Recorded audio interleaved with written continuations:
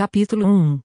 O que o Estado não é. O Estado é quase universalmente considerado uma instituição de serviço social. Alguns teóricos veneram o Estado como sendo a apoteose da sociedade, outros o consideram uma organização afável, embora muitas vezes ineficiente, que tem o intuito de alcançar objetivos sociais. Porém, quase todos o consideram um meio necessário para se atingir os objetivos da humanidade, um meio a ser usado contra o setor privado, e que frequentemente ganha essa disputa pelos recursos. Com o advento da democracia, a identificação do Estado com a sociedade foi redobrada ao ponto de ser comum ouvir a vocalização de sentimentos que violam quase todos os princípios da razão e do senso comum, tais como: nós somos o governo, ou nós somos o Estado. O termo coletivo útil, nós, permite lançar uma camuflagem ideológica sobre a realidade da vida política.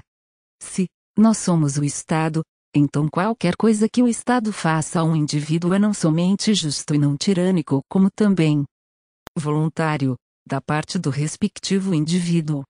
Se o Estado incorre numa dívida pública que tem de ser paga através da cobrança de impostos sobre um grupo para benefício de outro, a realidade deste fardo é obscurecida pela afirmação de que devemos a nós mesmos, ou a nossa dívida tem de ser paga. Se o Estado recruta um homem, ou o põe na prisão por opinião dissidente, então ele está fazendo isso a si mesmo, travição e, como tal, não ocorreu nada de lamentável.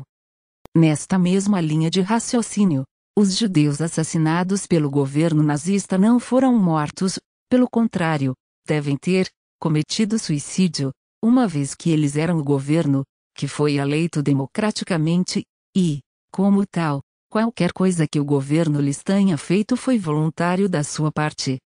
Não seria necessário insistir mais neste ponto, no entanto, a esmagadora maioria das pessoas aceita esta ideia enganosa em maior ou menor grau. Devemos, portanto, enfatizar a ideia de que nós não somos o Estado, o governo não somos nós. O Estado não representa, de nenhuma forma concreta, a maioria das pessoas.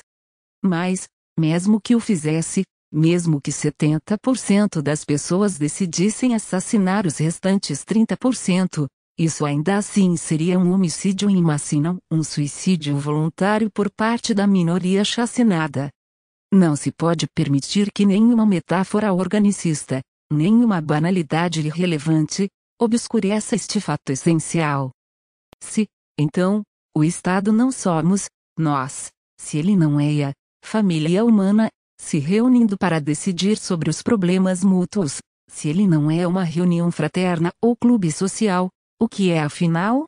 Em poucas palavras, o Estado é a organização social que visa manter o monopólio do uso da força e da violência em uma determinada área territorial, especificamente, é a única organização da sociedade que obtém a sua receita não pela contribuição voluntária ou pelo pagamento de serviços fornecidos, mas sim por meio da coerção.